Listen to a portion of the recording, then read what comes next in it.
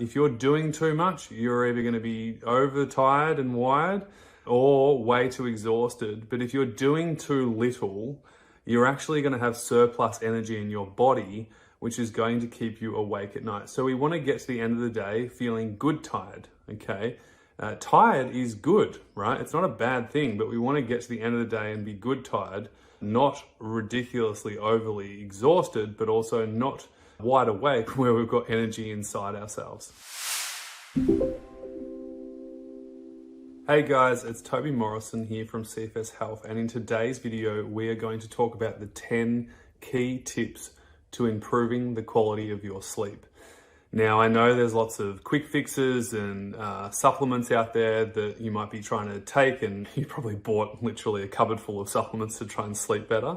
But before you keep doing that, or before you go and spend another $100 on a sleep pill, I want you to try these 10 things, and I want you to see if you're doing these 10 things first. And if you are, or if you haven't yet, but you're going to implement these things, you will definitely notice an improvement with the quality of your sleep.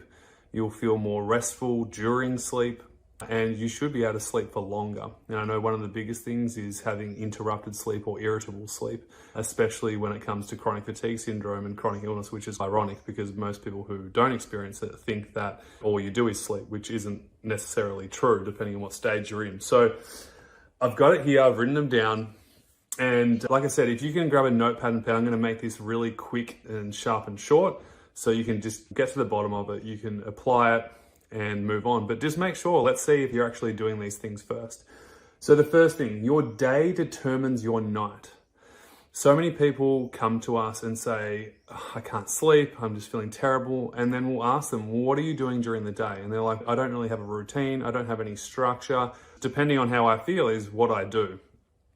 And that's all well and good, but if you don't have a planned day, or at least some form of routine and structure, and I know it's boring, but trust me, the amount of transformations I've seen from people who apply this is ridiculous.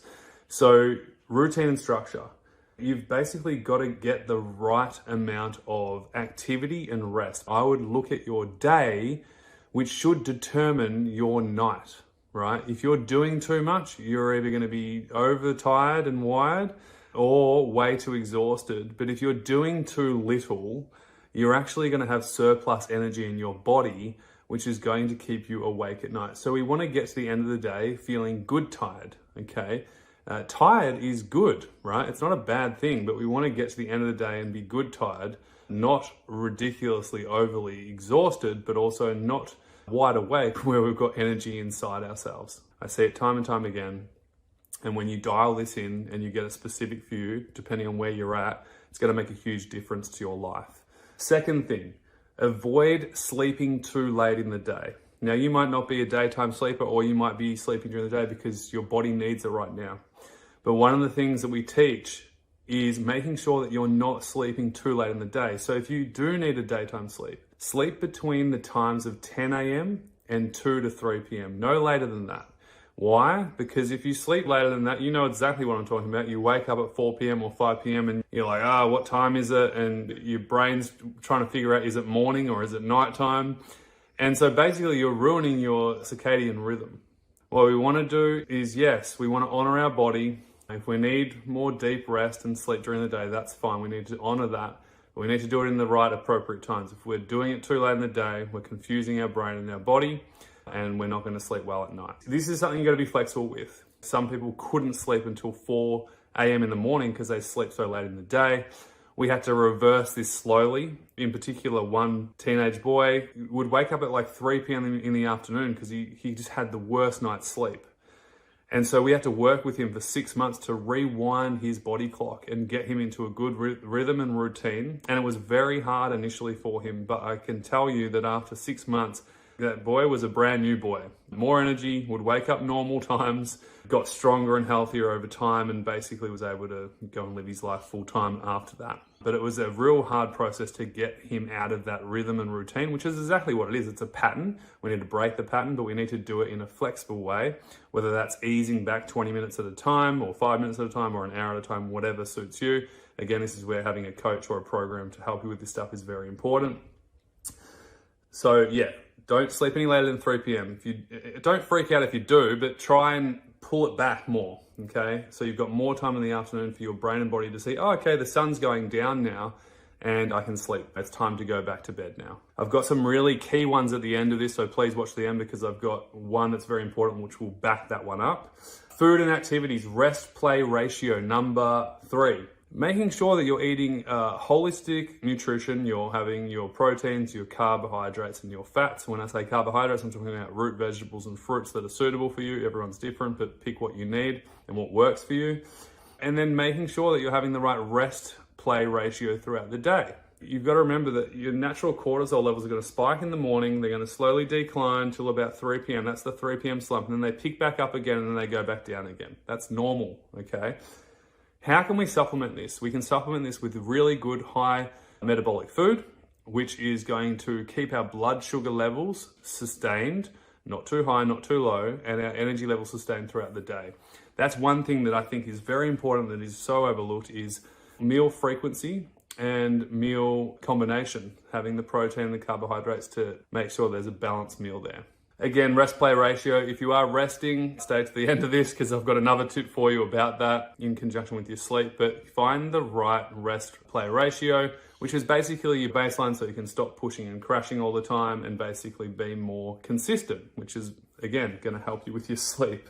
Number 4 is have you winded down?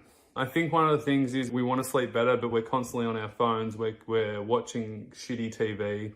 I don't watch TV, but most people watch TV and they're wired still at 9 o'clock at night. Are you actually winding down? Because it's such a habit to not wind down. I totally get it. But it's amazing what happens if we do wind down properly. Number 5, sleep environment. We want to make sure that our room is our kind of sacred place for sleep. We don't want it to have everything in there. We don't want it to have distractions in there.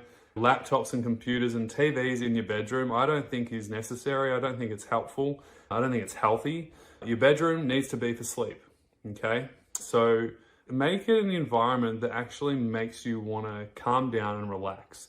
Whether that's having candles in your room, essential oils, nice flowers or plants or whatever it is for you, make your room something that you want to come home to bed to. Make it as nice as you possibly can for yourself. Make your bed in the morning. We want to create order in the environment that we've got. Again, you'll think that these tips are a bit silly, but they're not. They're very useful and very effective. Number 6 is room temperature. Now, there's some really good studies out there to suggest that a cooler room temperature is going to help you have better sleep. I know some of you are in the UK and in Europe, so you get those really cold winters. But anywhere from 18 to 23 degrees in your room would be really good. Some people like it warmer, some people like it colder. Too hot, your body's gonna overheat. So that is really important that you try and get the room temperature right for you. This one's, I think, is very important. A quality eye mask and quality earplugs. Not the kind of squishy ones, the soft squishy ones. You want to get silicone earplugs. Now that will block out all the noise. It might take some time getting used to, but if you wake up because you're a sensitive sleeper, that can be really helpful. A quality eye mask that covers your entire eyes can be also very helpful. So have a look online. Some of you will like the heavier ones, some of you will like lighter ones. It's so worth investing in that. So go check that out. Number 8 is pillow and blanket. Have a quality pillow. Now, if the one that you've got isn't working for you, it's annoying, just try another one until you find the right one. Blanket, again, if you're too hot, it's probably too heavy.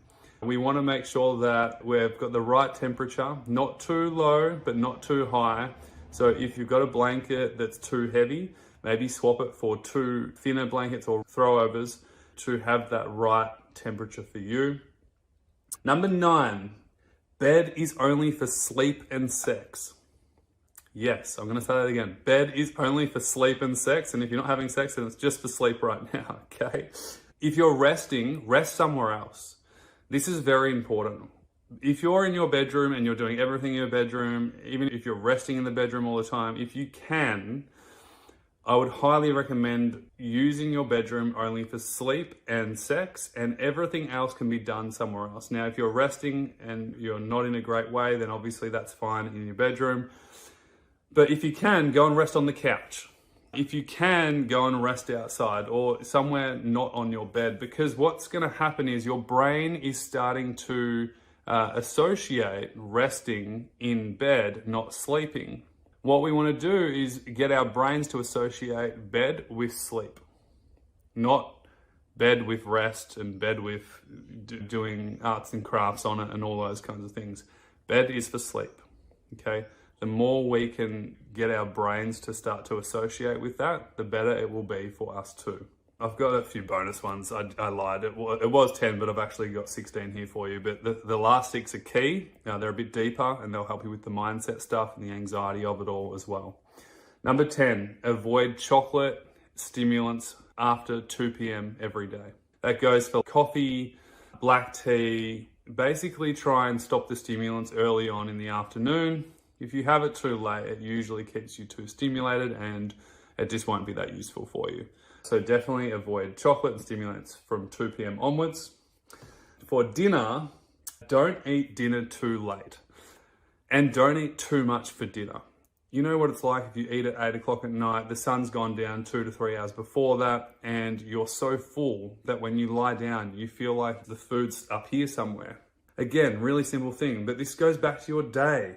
If you're having breakfast at the set time, then you're having a snack, then you're having lunch, then you're having a snack, then you're having a dinner, it's good. But if you skip meals and you're sleeping way longer than you should and your routine's all out of whack and all of a sudden you're eating at 9 o'clock at night and you're full as a goog, and then you have dessert on top and you've got all this sugar sitting on top of this beautiful high protein, solid carbohydrate meal, your stomach's doing a lot of work. It's awake, it's working. So try and have dinner at an earlier time. 6 to 7 is ideal when the sun goes down.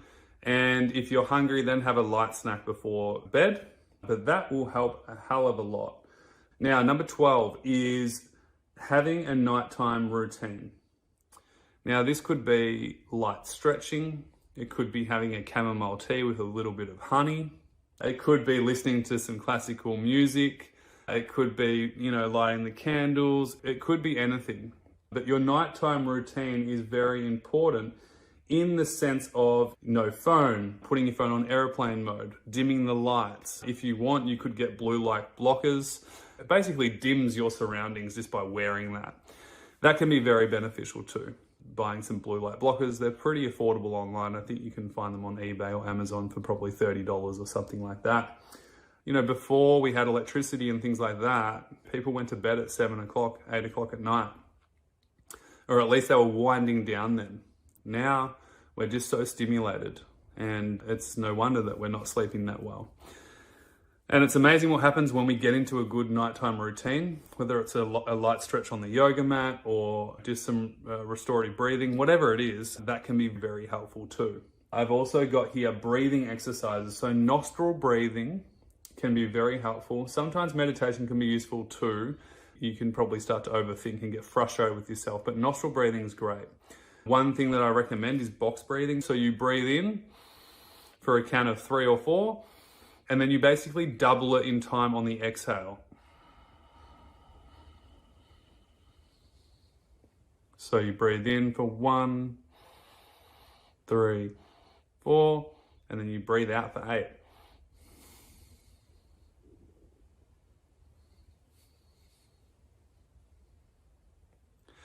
You can try that.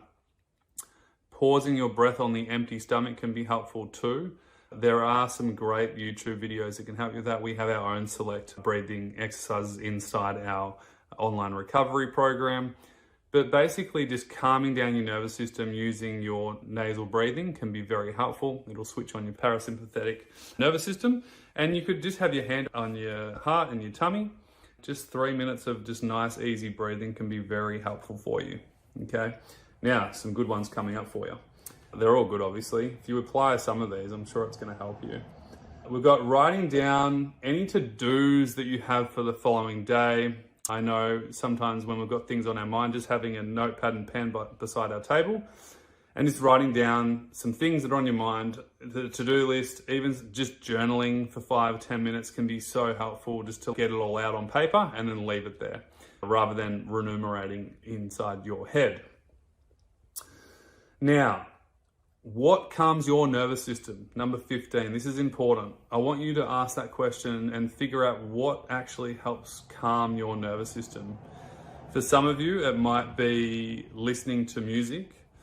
It might be reading. It might be playing an instrument like a guitar. It might be singing. It might be just closing your eyes and just relaxing, nostril breathing.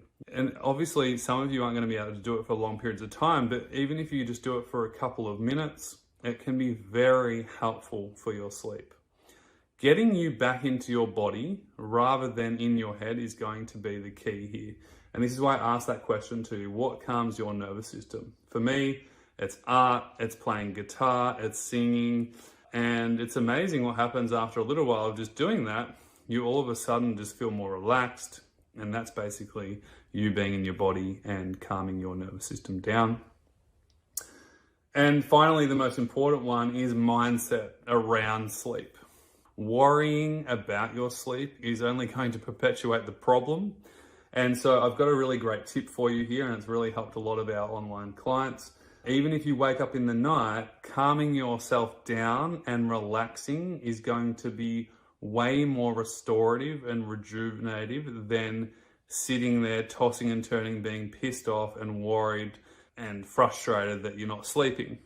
So if you do wake up in the middle of the night, what I would recommend is just realize that you're awake, and then just go, okay, I'm awake now, that's okay. I'm just gonna relax, and I'm going to chill out, and I'm just going to soften my body and relax. And a really cool tip is talking to yourself in the third person, but almost like you're talking to a baby. Okay, you're going to relax now. You're going to ease back into sleep. You're going to feel more restorative relaxation. What that is doing is actually telling your brain, it's okay. You're just going to relax. You're just going to chill. And that is so much more helpful than going, oh my God, I can't sleep. Why can't I sleep? And that's just razzing up our nervous system. So that's a really brilliant key tip, is with that calming, soothing voice, just ease yourself back down to sleep, nice and relaxed. And as you can see here, on one hand, we've got the very practical solutions that if you apply over a period of time, you're going to get results, hands down. We've had members who couldn't sleep at all to sleeping 9 hours every night deeply. Their gut's better, their energy levels are better, their mindsets are better, and that's down to all these little tips that we've suggested here. Finding the right baseline, getting the right help, and then moving forwards in the right appropriate way is very useful for you. And then we come down to the more pragmatic stuff about the mindset, what calms our nervous system, and how we can help ourselves there too. So I hope this was really helpful. Let me know once you've applied some of these things, come back to this video and just comment in what has been a game changer for you. This will help someone else who is probably watching this video now. The more people see this and apply this, the happier homes will be, and the happier you will be too. Hey guys, it's Toby here, and I left out two that I wanted to add into this because I think it's important. The first one is perception of sleep. There was a study, I think it was through one of Dr. Deepak Chopra's books, but there's studies on this just outside of that too, where they talk about the perception of sleep, and basically people who perceive that they sleep better, even if they don't, actually tend to feel better. And they found that even insomniacs, people who said that they weren't even able to sleep for 5 minutes at a time, actually, when they did the study, found that they actually slept 3 to 4 to 5 hours over that 7 to 9 hour period, yet in their head, they literally felt, or at least said, that they didn't sleep for more than 5 minutes at a time. Now, getting 5 hours or 4 hours of sleep is a lot better than getting 1 minute or 5 minutes all up, which is what they believed. And so the perception of your sleep is really important. You don't actually probably know how much you slept because you're asleep. If you want, I would just Google perception of sleep studies and see what comes up. But that's also an interesting note to add, that the perception of sleep can actually either increase your wellness or decrease your wellness and your anxiety towards sleep in the first place. So be mindful of that and shake it off. If you didn't sleep well, I didn't sleep that well, but that's okay. I'll be okay. I'll make sure I do all the right things for myself today and then get back into a routine tonight. The second thing that I wanted to add is your morning routine and your nighttime routine in the terms of what time you go to bed and what time you wake up. If you can get a consistent routine and structure with the time that you go to bed and the time that you wake up, it will eventually help you fall naturally asleep and wake up naturally. That's really appropriate for you. So those are the two things I wanted to add in. Obviously, this is a huge list of things, so I hope this was helpful, and I hope you have a beautiful, restful night's sleep moving forwards, and come back to this video and re-watch it whenever you feel like you're going off track or you need more support. So wishing you all the best. Thanks for watching, and we'll speak to you soon. Bye. Hey, I hope this video was really helpful for you. If you haven't already, please hit the like button and feel free to leave a comment. What was your takeaway, your insight from today's video? It's really helpful to actually write your learnings down. We seem to embed it better, and it seems to help us move forwards with life. Here are 3 ways we can help you right now whenever you're ready. The first way is make sure you add yourself into our free information recovery group on Facebook. We'll leave a link in the description below. It's a really supportive, encouraging place. There's no negative venting. You can ask questions to other people. There's something like 8,000 people in there right now, and I'm sure by the time you're watching this video, there's even more. So go over there right now. We share success stories. We share our latest free trainings that come to the public, and we always share upcoming information about upgrades inside our program, and also when we offer free webinars or free information nights that can further help you with your own recovery. The second way we can help you, which is one of my favorite, is through all our free trainings. We're going to leave a link in the description with our favorite free trainings that we know can help you start your recovery, whether that's through our baseline training, which will help you stop pushing and crashing, our 3 stages of recovery to figure out exactly where you're at and know what to do next, or my favorite, which is our guest panel workshop, which was actually exclusive for our members. It was so damn good that I actually asked them, can we share this to the public? They all said yes, all 5 of them. So thank you, past members. They share their 5 recovery secrets, and it's really powerful. There's tears, there's aha moments, there's real key insight and inspiration. And so whether you're a 1 out of 10 and you're really struggling right now, or whether you're further along in your recovery journey and you're integrating back into life, we have you covered. The third way we can help you is through our actual paid online recovery program, the Mentorship Recovery Program. And if you are interested in getting proper help, a holistic comprehensive plan, professional coaching from the best coaches in the world, whether that's with mindset, movement, nutrition, restorative movement, reconditioning, integrating back into life, integrative medicine, baseline, structure, routine, accountability, all things health and life, feel free to apply for the program today. All you need to do is click on the form, cfshealth.com/form, fill out the short 2 to 3 minute form application, and the team will be in touch with all the details that you need to know about the program via email. So make sure you check your spam folder for all the free trainings. If you've sent through an application, please be patient. My team are real people, okay? They're not robots. So if we don't get back to you within seconds or hours, it's okay. We will get back to you. If you don't hear from the team within 2 to 3 days, that means that it's basically gone to spam or junk and it's gone missing. So please send a follow-up email to the team at info@cfshealth.com. If you have any questions, go check it out. But I would highly recommend adding yourself into the free group right now. Go click on that link in the description. Go download all the free trainings. Honestly, the whole reason why this whole thing started is because when I went through this myself, it was so painful and so excruciating that I didn't want anyone else to have to go through it. And Some of these free trainings are so damn valuable. Back then, I would have paid thousands of dollars for. We've had so many comments and emails and posts saying, oh my God, the baseline training was a game changer for me. Toby, I've been doing this now for 3 months and I'm feeling so much better. My symptoms are decreasing.